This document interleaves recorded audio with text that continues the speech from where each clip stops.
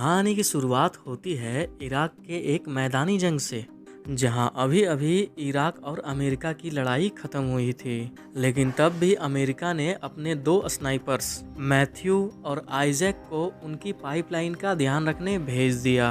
Isaac और Matthew ने वहां जाकर देखा कि किसी ने पाइपलाइन के वर्कर को पहले ही वहां मार दिया था, इसीलिए ये दोनों घात लगाए बैठे थे। जैसे ही वो मारने वाले लोग यहाँ वापस आएंगे, ये दोनों उन्हें उड़ाकर वापस अपने बेस पर चले जाएंगे। अब लेटे लेटे इन्होंने यहाँ 22 घंटे निकाल दिए, जिस बीच इन्हें यहाँ कोई हरकत नहीं दिखी। मैथ्यू ने आइजैक से बोला कि यार मुझे नहीं लगता यहाँ कोई आने वाला है। आइजैक उसको समझाने लगा कि अभी रुक जाओ, हो सकता है यहाँ कोई प्रो प्लेयर जैसे जुबा छुप कर बैठा हो। पर गर्मी के मारे मैथ्यू की अब हिम्मत ने जवाब दे दिया था, इसलिए वो वहाँ से खड़ा हो गया।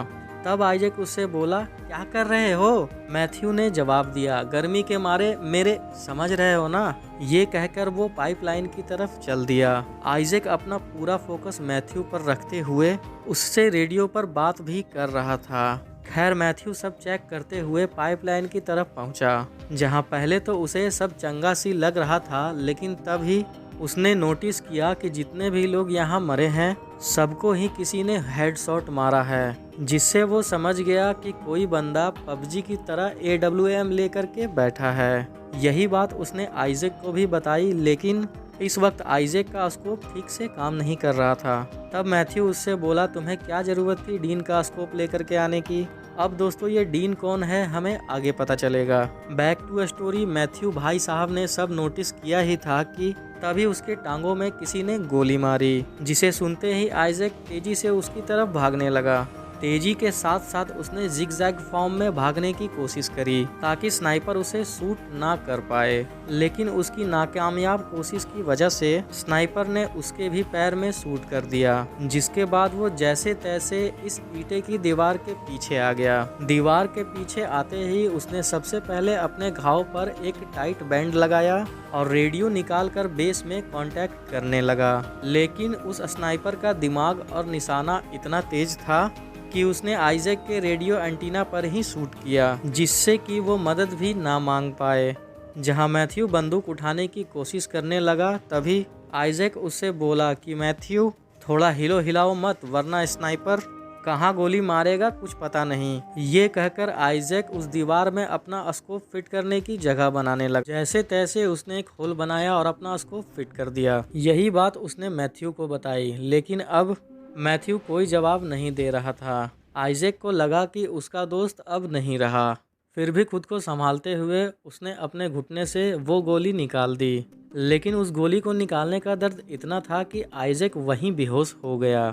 थोड़ी देर बाद उसके रेडियो पर कुछ हलचल होने लगी, जिससे आइजैक की आंख भी खुल गई। उसे लगा कि उसके बेस वाले उससे कांटेक्ट करने की कोशिश कर रहे हैं, इसीलिए उसने अपने बेस से मदद मांगनी शुरू कर दी।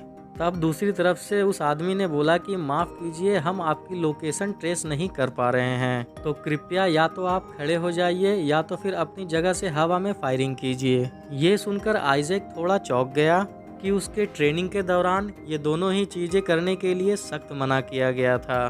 तब उसने ध्यान से रेडियो वाले आदमी की आवाज़ सुनी और नोटिस किया कि जो आदमी बात कर रहा है उसका शब्दों का बोलने का तरीका अमेरिकन है ही नहीं, इसलिए शायद ये आदमी वही स्नाइपर है जिसने उस पर फायर किया। आइजैक उससे बोला कि मैं जानता हूँ तुम कौन हो। फिर स्नाइपर बोला, ओ अच्छा, अब तुम जान ही गए हो कि मैं कौन हूँ, तो तुम्हें मुझसे लगातार बातें करनी होंगी, वरना मैं तुम्हारे औंधे पड़े दोस्त पर शूट कर दूंगा। ये धमकी सुनकर आइजैक को ना चाहते हुए भी उस स्नाइपर से बात करनी पड़ी। तब स्नाइपर बोला, और बताओ क्या हाल है? लेकिन आइजैक ठहरा मल्टी टैलेंटेड बंदा, इसलिए वो बात करते हुए अपने स्कोप की मदद से वहाँ एक नक्शा तैयार करने लगा ताकि वो इस स्नाइपर की पोजीशन का पता लगा सके। तभी उसने स्नाइपर से पूछा कि तुम कौन हो? फिर स्नाइपर बोला, मैं तो बस एक आम आदमी हूँ। फिर आइजैक ने जवाब दिया कि तुम आम आदमी नहीं बल्कि एक आतंकवादी हो, जिसने अपने ही देश के पाइपलाइन बना रहे लोगों को मार दिया। फिर स्नाइपर बोला, मैं और आतंकवादी?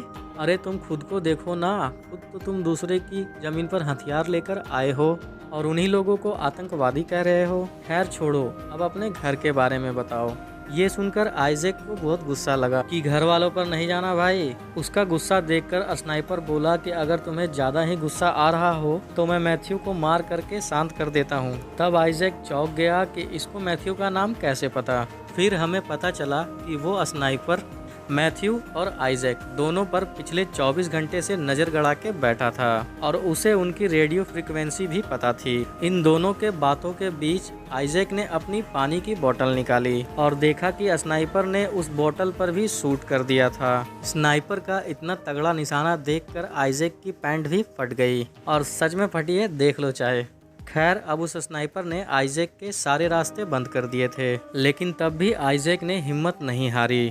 उसने अपना सारा गुना भाग करके पता लगा ही लिया कि ये स्नाइपर इस कूड़े के ढेर के पीछे है और इतने देर कूड़े में छुपे रहना ये कोई आम स्नाइपर नहीं, ये जुबा ही कर सकता है। उसने स्नाइपर से पूछा कि क्या तुम जुबा हो, लेकिन स्नाइपर ने जुबा होते हुए भी मना कर दिया। फिर आइजैक बोला कि तुम्हें ऐसी ट्रेनिंग बस यूएस आर्मी ही दे सकती है, इसलिए शायद तुमने यूएस आर्मी से ट्रेनिंग ली और अब उनके ही खिलाफ लड़ रहे हो। लेकिन इस बात के लिए भी जुबा ने मना कर दिया और बोला कि अगर तुम अमेरिकन को लगता है कि ये युद्ध खत्म हो गया तो अब तुम इराक में क्या कर रहे हो। आइजैक की हालत बहुत खराब हो रही थी, इसलिए वो स्नाइपर के सवाल का जवाब देने की हालत में नहीं था।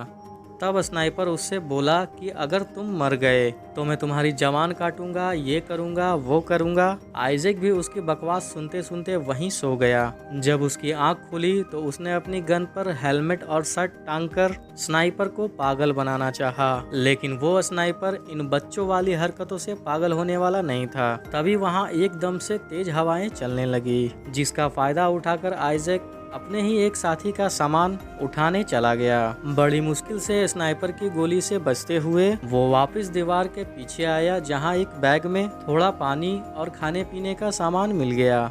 उसे अपने साथी के सामान में एक रेडियो भी मिला, लेकिन वो रेडियो भी काम नहीं कर रहा था और कंगाली में आटा गीला करते हुए स्नाइपर ने उसका स्कोप भी तोड़ दिया, जिससे अब वो स्नाइपर पर निशाना भी नहीं लगा पाएगा। तभी आइजैक ने मैथ्यू की तरफ देखा जो तेज हवाओं में हिल रहा था। साथ ही उसने आइजैक और स्नाइपर की सारी बात भी सुन ली थी। तब आइजैक ने उसे बताया कि वो स्नाइपर जरूर उस कूड़े की ढेर में छिपा है, इसलिए मैं उसको बातों में फंसाता हूँ और तुम उसकी लोकेशन पता करो। आइजैक की बात मानते हुए मैथ्यू ने अपने हाथ में मिरर का एक छोटा सा आइटम ले लिया और स्नाइपर की लोकेशन पता करने लगा। यहाँ आइजैक से बात करते हुए स्नाइपर ने बताया कि मैं भी कभी टीचर हुआ करता था, लेकिन ये अमेरिकन्स इन्होंने ही मेरे स्टूडेंट को ही मार दिया, इसलिए मैं अब तुम सब अमेरिकन से अपना बदला लूंगा।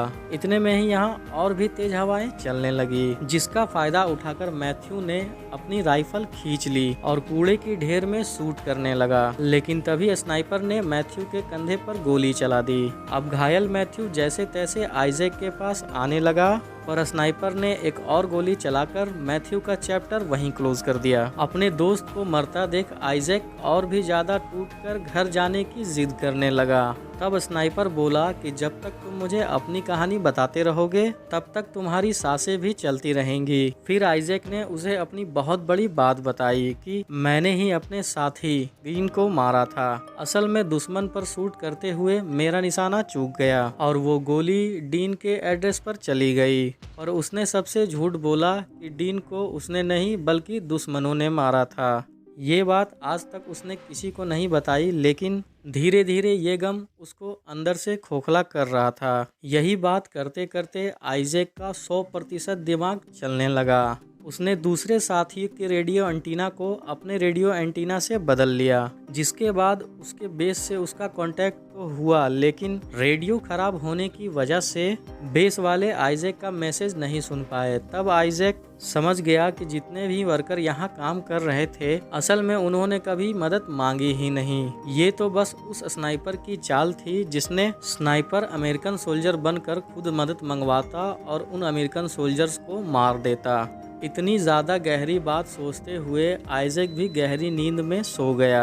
थोड़ी देर बाद जब उसकी आंख खुली तब उसने देखा कि आसपास कोई भी हलचल नहीं हो रही। साथ ही वो स्नाइपर भी कुछ जवाब नहीं दे रहा था। आइजैक को लगा शायद वो स्नाइपर ही बकबक करते हुए सो गया होगा, इसलिए उसने एक लंगर बनाकर मैथ्यू की राइफल को अपने पास खींच लिया। जिसके बाद राइफल सेट करके उसने कचरे की ढेर पर अपना निशाना सेट किया। तभी उसने देखा उसकी तरफ कुछ हेलीकॉप्टर आ रहे हैं और वो समझ गया कि ये सारे लोग बेस से उसकी मदद के लिए ही आए हैं। इसलिए हेलीकॉप्टर को सिग्नल देने के लिए उसने अपनी दीवार को गिरा दी। तभी यहाँ स्नाइपर भी अपना निशाना लगाकर बैठा था। उसने आइजैक पर शूट किया और आइजैक ने भी उस पर शूट किया, लेकिन फिर स्नाइपर की तरफ से कोई जवाबी फायरिंग नहीं हुई, जिससे आइजैक को लगा कि उसने स्नाइपर का खेल खत्म कर दिया है। तभी बेस से आए सोल्जर्स भी वहां पहुंच गए और टेढ़ा फाड़ी में आइजैक को बेड पर लिटाकर